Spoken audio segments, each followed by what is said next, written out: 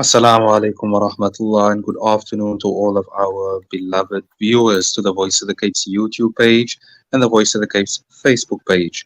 My name is Hamid Adams and it gives me great honor and privilege to be conducting the Matric Revision sessions for this year, the Voice of the Cape's Matric Revision program for 2024. Each and every session has an esteemed facilitator, and for today, for the Voice of the Cape's online Matric Revision program, we will go through content that is, of course, dedicated to all the EGD students out there, the engineering, graphics, and design students. And our facilitator for today will be none other than Mr. Riedwaan Bassier, who will be going through content for EGD. And without further ado, just as a reminder to all of those who've just started viewing the Voice of the Cape's Facebook page and YouTube page, this is the Voice of the Cape's online matric revision program for this year, 2024, and our proud sponsor is the Two Oceans Graduate Institute. This is the institute where you can become the online institute rather, where you can become a primary school teacher or a high school teacher by studying in the privacy of your own home. If you'd like to find out more details, you may contact them or you may visit their website, and their website is www.togi.ac.za, or you may contact them on their phone number as well, inshallah ta'ala, and their phone number is 021 829 7015. Without further ado, we immediately hand over to our esteemed facilitator, Mr. Riedwaan Bassier, who will be going through content for engineering, graphics, and design. Without further ado, we hand over to Mr. Bassier. Assalamu alaikum wa rahmatullahi wa barakatuh, Amir. Good to be back again for another very fruitful session as we are in the start of the matric examination, and I know learners are all preparing for the specific subject which they are doing according to the timetable, and we hope that it's going well, and hope that they're going to benefit from this session that we are going to do this afternoon. And let's look into what we are going to be doing today. And I just want to once again just take you through the sort of the plan that we have and where we are, so that you sort of track as to what we are doing. We are done with paper 1. We have discussed paper 2, question 1 last week. We are now in question number 2, paper 2, and we are going to be looking at loci cams for this particular week, and the following week we are going to do loci mechanisms. So these are 2 questions that possibly could be asked either as a combination or it can be asked individually. If they should ask a full cam, then you know that you will not be receiving a loci mechanism in your paper. If they ask half a cam, which I will show you now what half a cam is, then they will give you a combination of a cam as well as a mechanism. So that is where we are today. Okay, so I'm going to go onto my camera here. I just want to switch my camera quickly so that I can show you basically the instructions of what we are going to be looking at. So this is an loci cam question that we are looking at the moment, and you will see that I have the instructions here. What is given to us is in bulleted point 1, the details of a camshaft and a roller ended follower in the starting position. So by looking at that, if you scroll down, this is what you are looking at here. There is the details of the camshaft, which is that circle over here, and there's a center point there, and then the roller follower. The roller follower means that there is a circle at the end. Okay, you also get a wedge in the follower, but hopefully this particular question is more directed at grade 12, which is a roller follower. Then it continues by saying that the reference point C on the answer sheet has been given, and you will see that there's a starting point C. Now, not in all cases are they going to give you a starting point. So you will either have to create your own starting point should they not provide you with a particular starting point. In this case, luckily they did. Then the specifications are, and this you need to take note of, that the camshaft equals a diameter of 20 millimeters, which means that that is the diameter of the camshaft there, 20 millimeters. So that's easy to draw. And remember that center there of the camshaft is the starting point of the center which has been provided for you. And then you will see here that bulleted point number 2 of the specifications, the minimum distance, very importantly, the minimum distance from the cam profile to the center of the camshaft equals 15 millimeters. So what they mean here is that if you look at this here, from the center to this bottom part here, meaning I can draw a circle right around here, but the radius of that particular circle is 15. So from the center to the bottom of that roller follower is 15 millimeters. And they don't give you a circle, but you can draw a circle there so that you know that is the second circle in your cam that you will have. And then, of course, the rotation of this is anti-clockwise, which means that you're going to have an arrow that's going to go that way, an arrow this way. Remember, you get marks for indicating the arrow as well. And then these here are the motions. So we are just going to skip that for a moment, and we're going to go on to the instructions where you need to draw to scale 1:1 the given camshaft and the roller follower. So you're going to start with that process first by redrawing all of this that you see here in that space over there. Okay, and I will be doing it with you now. And then secondly, you need to show the direction, the rotation. You need to show the direction of the rotation of the cam profile, you know, and there we have shown it now. It is counterclockwise. And then you will have bulleted point 3 under instructions, draw to a rotational scale of 30 degrees equals to 8 millimeters. That is very important because this pertains to your cam displacement graph. So the graph that we're going to have for every 30 degrees, we're going to have 8 millimeter, an 8 millimeter gap. And that will be for your cam displacement graph. Then you need to project from your cam displacement graph and draw the cam profile for the displacement from the displacement graph. And then you need to label the displacement graph and the scale underneath, very important, the 2 marks. And then you need to show all the necessary construction and projection detail on your drawing, which is going to appear here, and which I will show you.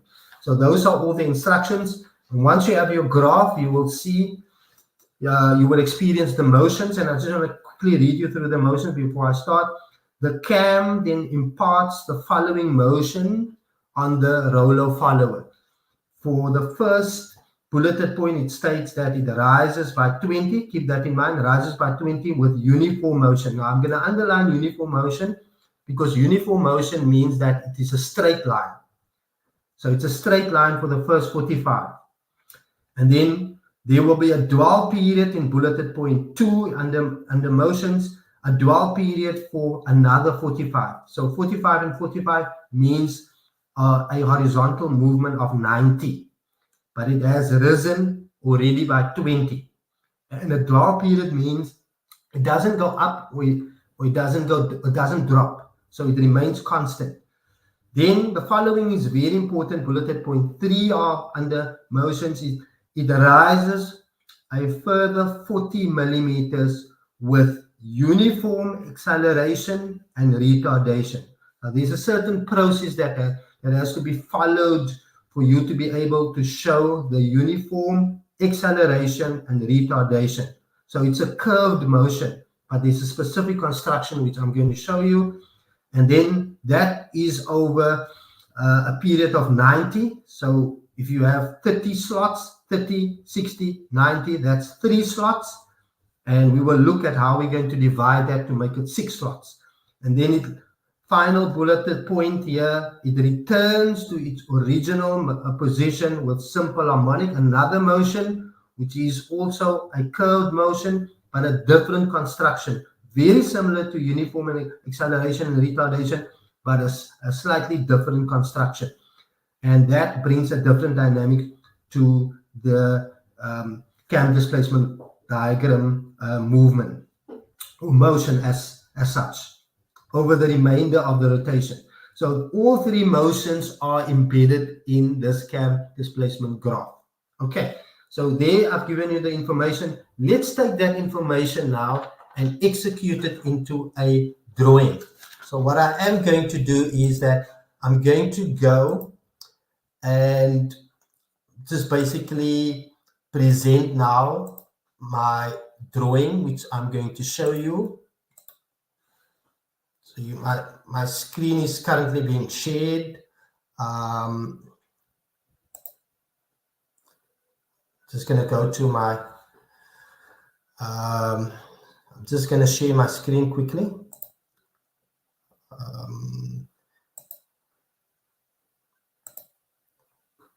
Just want to share my video file.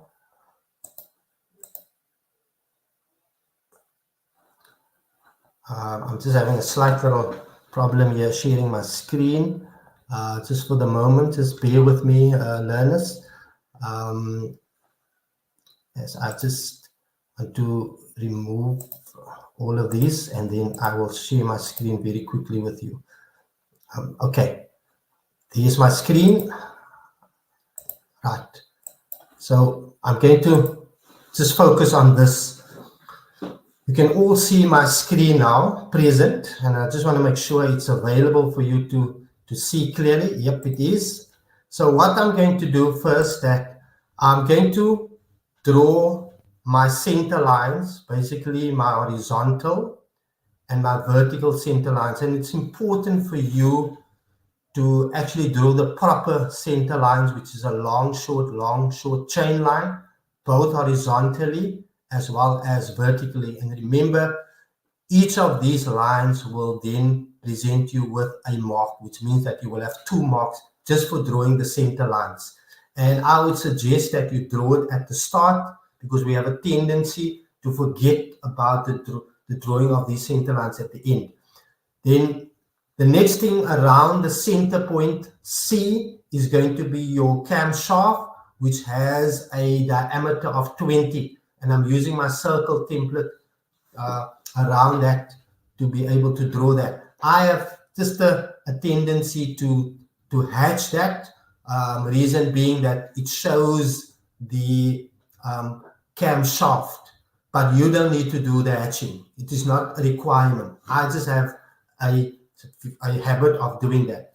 And then I will measure 15 millimeters radius from the center to create my minimum distance. And here I'm going to use my compass.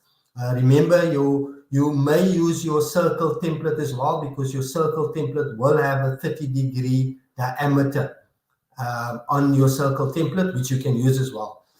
And then I'm now going to draw my follower, and I'm going to start with my roller. So my roller follower has a degree of, not a degree, a diameter of 12, and I'm going to use my 12 on my circle template. And what you need to pay attention to is the following, and I just want to pause there, is that because this is 12 millimeters, not 12 millimeters, radius or diameter of 12, because it's a diameter of 12 and it has a radius of 6, I'm going to measure from the circumference of that minimum radius up 6 to have a center point, and then I'm going to throw my circle of 12 diameter around that center 6, so that I am left with a 12 diameter roller follower. And then from there, I will simply draw my upright part, which is the follower part attached to my roller point at the end. And there the dimensions are, you will see it is 8 millimeters in thickness, which means you're going to have 4 millimeters on the one side of the center line and 4 millimeters on the other side of the center line. And then the height from the center of the follower is 60 millimeters up. And there I'm going to darken that specific follower right now.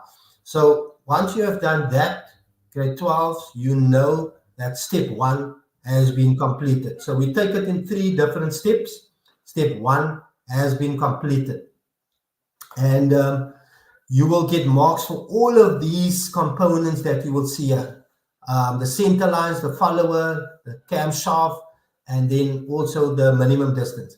Now, please note the following. Where I'm drawing my line to create the base of my cam displacement graph. This is my second step, or the second part of my cam, which I'm going to proceed with now.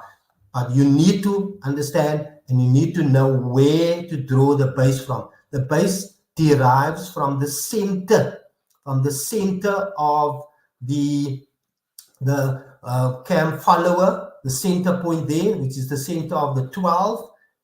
Extend the line straight, and now I'm going to set up my cam displacement graph with a starting line. And then, of course, the scale is, the horizontal scale is for every 30, it equals 8 millimeters. So I've created my first 8 millimeters there, and now I'm taking my compass and I'm going to cut off 8 millimeters 12 times. So I have to count how many times I'm going to cut it off, but it has to be 12 times because 12 is the amount that we use within a circle to have even portions. So to make it nice and even, I'm using my compass. And once I have my 12 parts, I'm going to project from each point vertically up. And it's a construction because I'm going to plot my graph on those specific degrees that I have there, on each of those degree points that I have there. Now I'm going to label each point starting at 0, 0, 30, I have 60 degrees, I have 90. Remember, it's even spaces of 8 millimeters and degree intervals of 30. I have 120, 150, 180, 210, 240, 270, 300, 330, and finishing over 360. And remember, 360 and 0 is the start and the finish. Very important. I need to print below the graph the labels cam displacement graph, and that's going to be for 1 mark. And you need to write it out in full. You can't abbreviate it, cam displacement graph, and you need to indicate the scale of that specific graph. And you can see I've neatly drawn 2 lines just to guide my writing in capital letters to ensure that it's very neat underneath my graph. Now I'm only going to zoom in on my graph and how my motions are going to unfold. So it states in my first motion, and I just want to pause. My first motion that I'm going to read, the follower rises 20 millimeters up, so 20 millimeters up with uniform motion over the first 45. Now, what you see here, learners, what you see here is that 45 is, and I just want to go back here, 45 lies in between 30 and 60, perfectly in between 30 and 60. So you got to create a new point of 45 in the middle of the 30. Okay, so because it's 8 millimeters, I'm going to use 4 millimeters as my halfway point and dot it there and draw a line up. And then when I have that 4, I will then measure 20 millimeters on that 45 degree line from the bottom to indicate my height as it travels. So from 0, 20 up, and I'm going to draw a dark line because that is my first jump of my bulleted point. Okay, So now I'm going to go to my second bulleted point where it says it dwells for a period of 45. For another 45, it dwells. So another 45 means that it is a 30, which is 60 and 90 is a 30 and a 15 year. So dwells mean it goes straight. It doesn't go up or down. It just goes straight. And there's the 45 that I'm marking on the 90-degree line. So I'm going to draw that line dark. And then my next bulleted point states that it rises with uniform acceleration and retardation over the next 90 by 40 millimeters.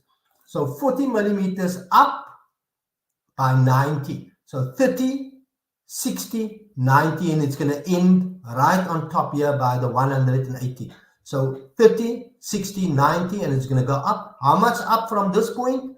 40 millimeters. Let's do that.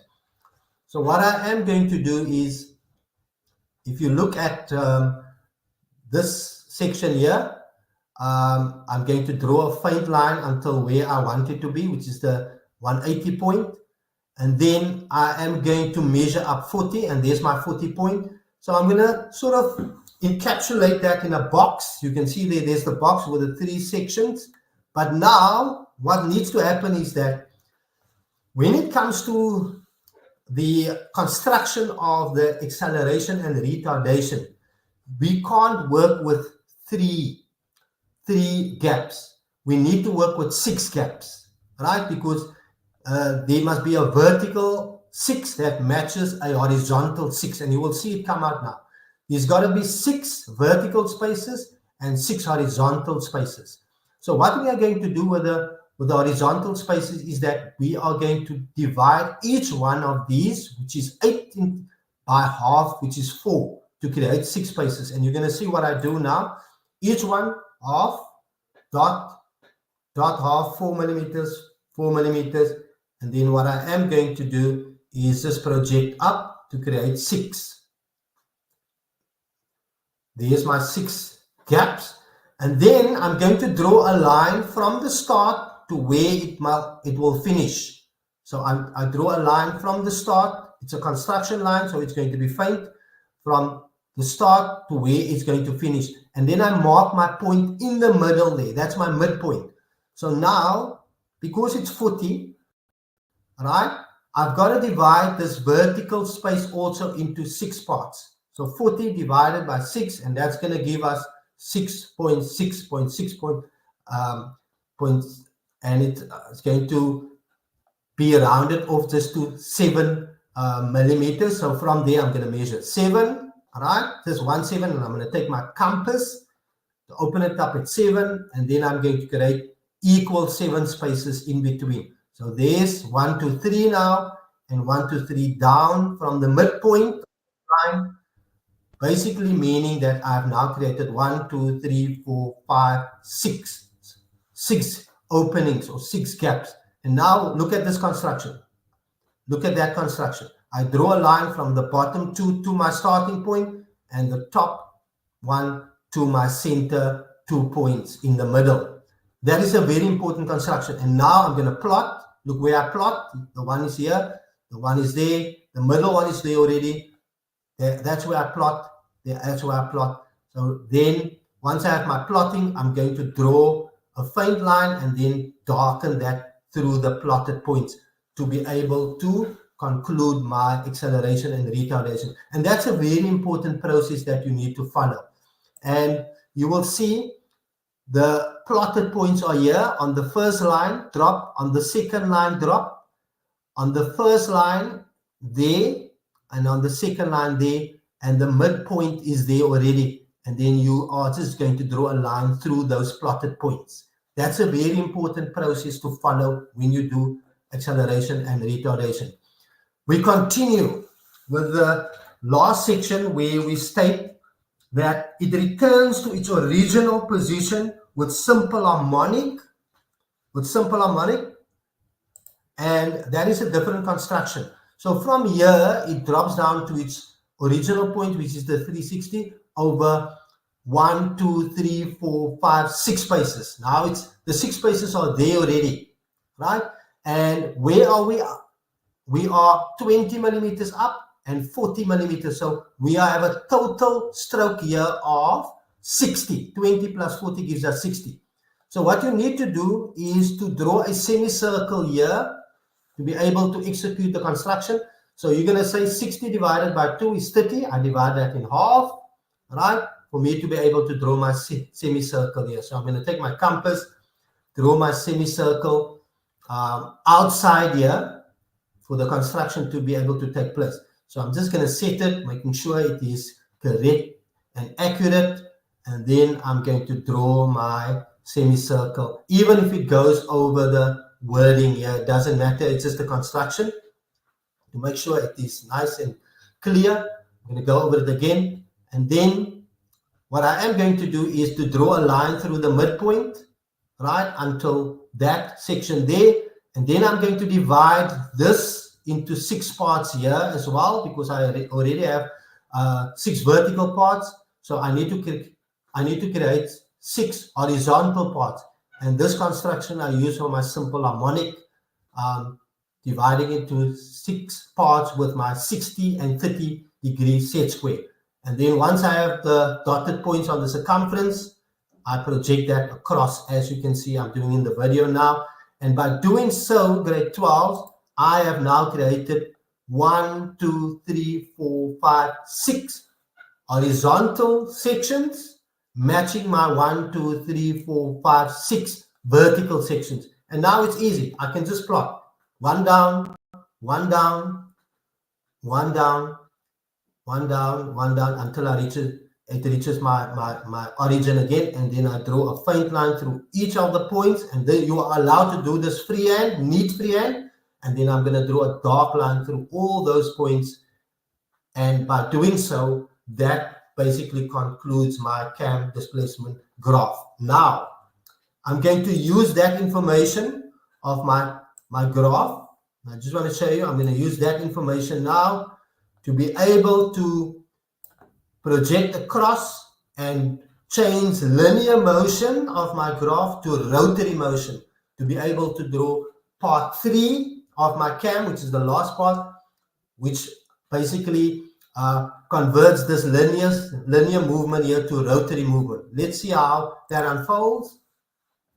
So to zoom out and for you to be able to see the whole picture, I'm now going to take the top across just to create an outside or maximum, what I call a maximum radius, because we have a minimum here already.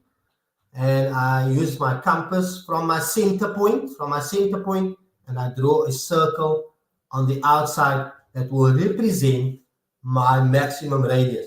Once I have my circle, I'm going to divide my circle, like I did with that circle, into 12 parts now. Why 12 parts?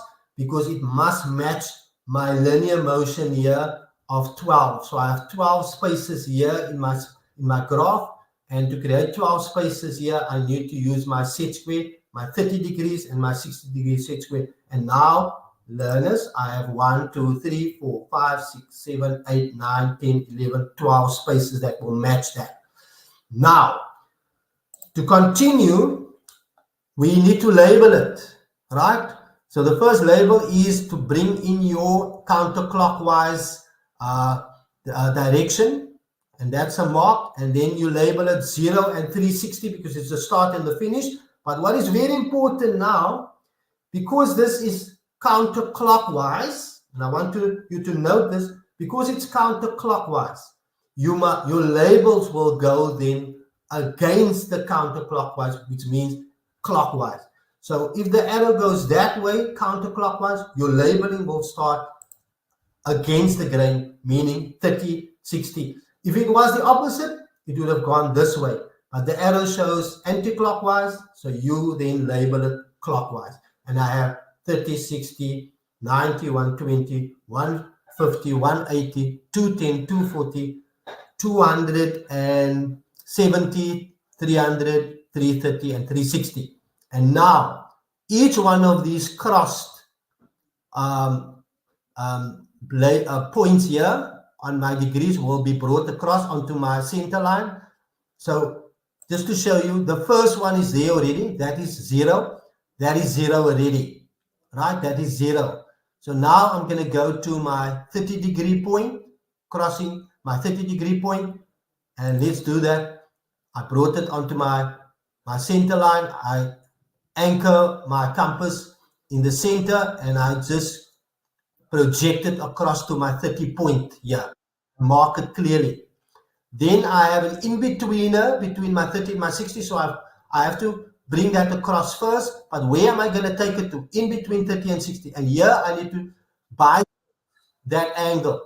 So when I bisect the angle, I'm going to open it up the full length. You can see how I bisect it and swap it around.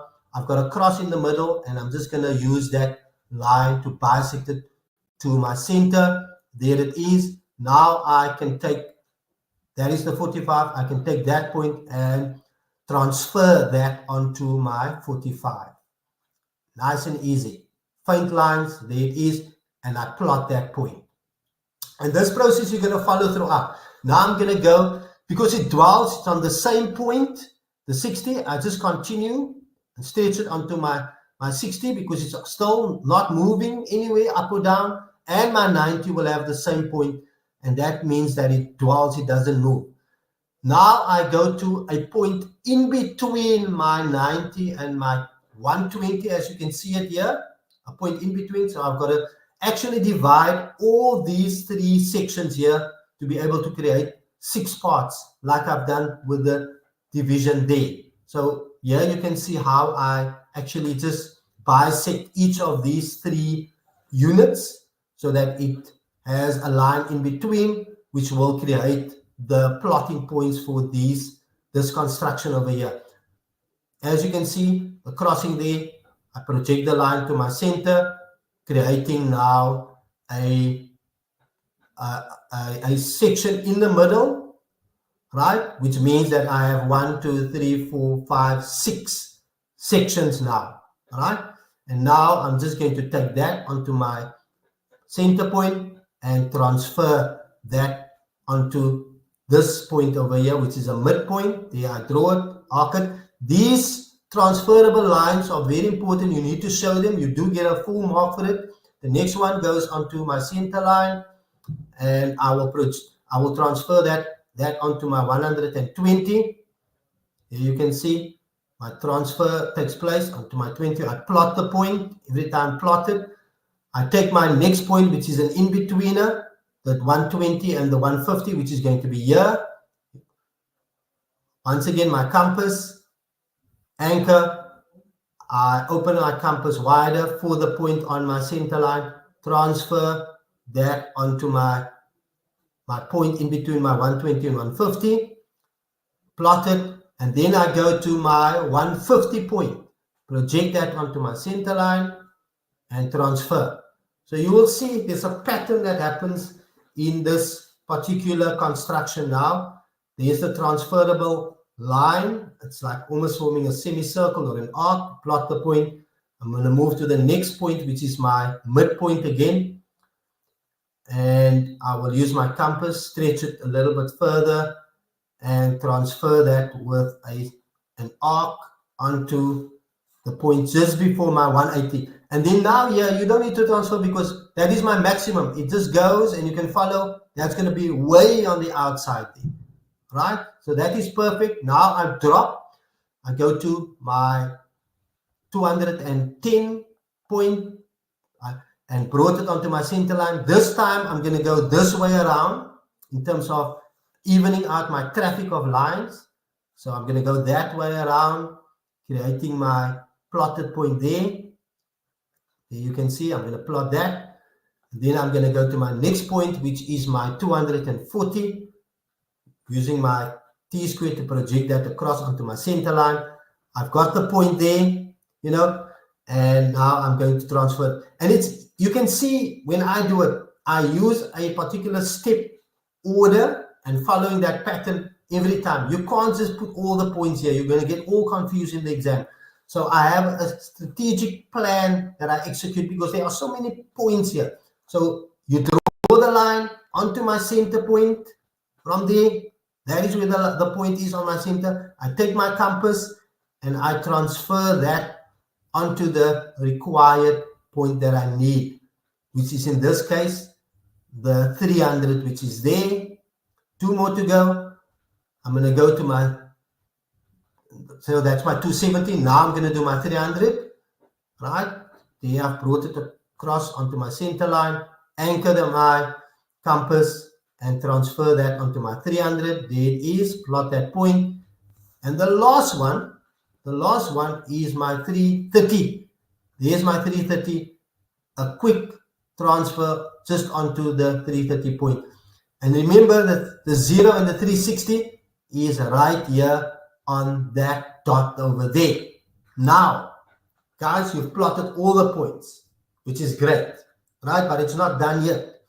So you need to sort of duplicate this circle on each of the points, sort of like a frame that unfolds how the cam actually makes its rotation for one revolution. So you're going to draw that image right around, and you will see now, because this is a 12 millimeter circle, I'm going to use my compass, sorry, not the compass, I'm going to use my circle template and find every center and my plotted point and centerize it and draw a circle around that, creating that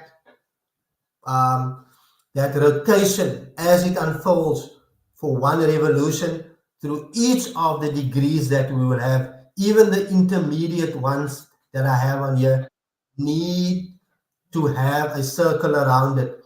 And you will see that I centerize that perfectly in the middle, right? Because there are markers on the circle template to allow me to have this point perfectly centerized, right?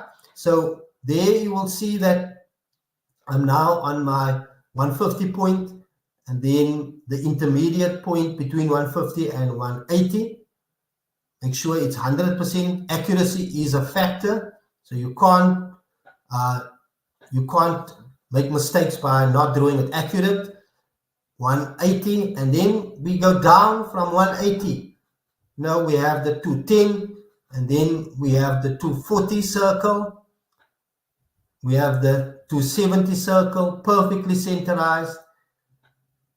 And the last two will be my 300 and my 330. And the way I've done it is the motion it has gone around for one revolution. There you can see. So what is left? What is left now by having all these circles of 12 diameter around each of the center point perfectly drawn, right?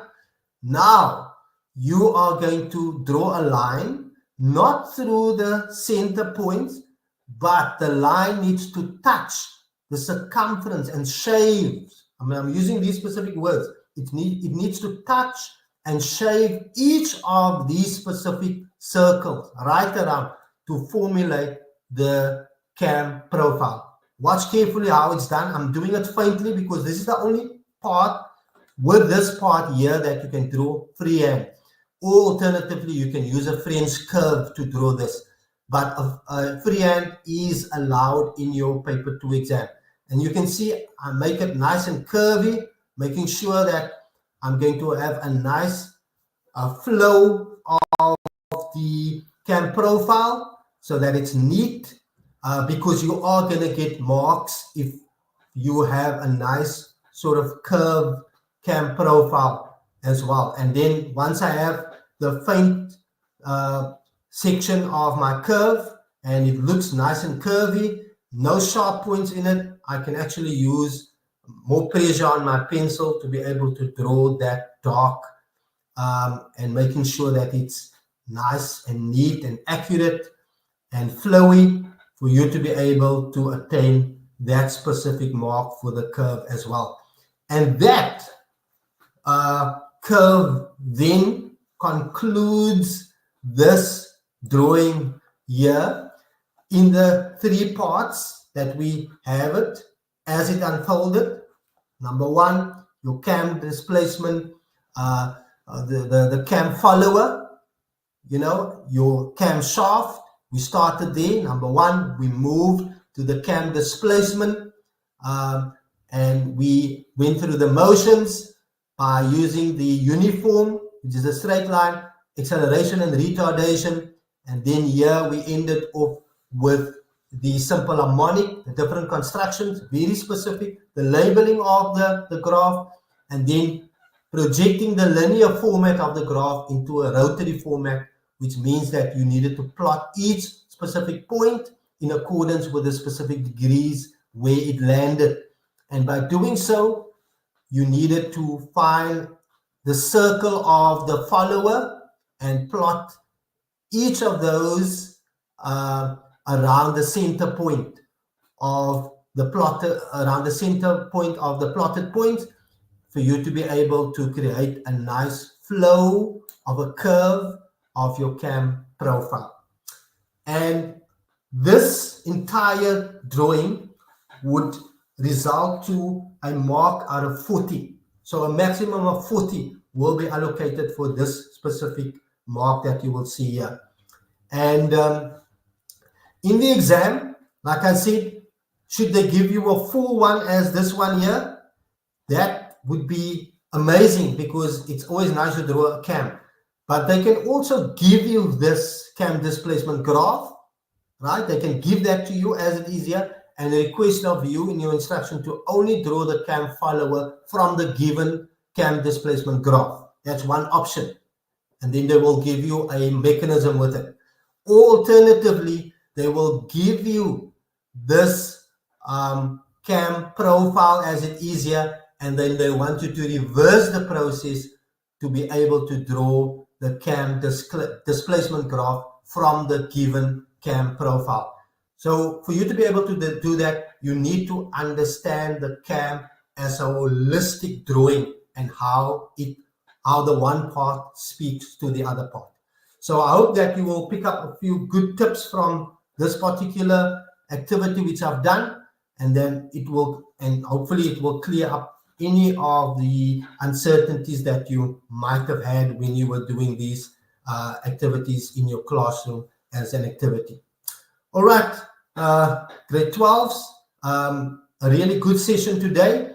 We are going to be looking at mechanism next week, an exciting part of engineering, graphics, and design paper 2. So I'm really looking forward to that.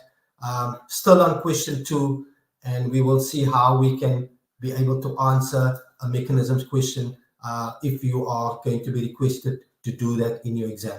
All the best with all your studies, and I'm looking forward to hearing and seeing you next week, inshallah. All the best, and keep well.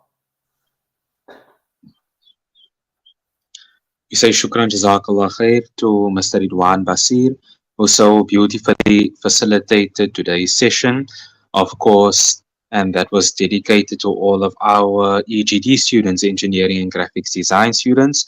And we wish all of our matriculants all of the very best as you are currently embarking upon the NSC examinations. This has been the Matric Revision Program of the Voice of the Cape for this year 2024, and it's proudly being sponsored by the Two Oceans Graduate Institute, an accredited online platform where you can become a primary school or a high school teacher by studying in the privacy of your own home.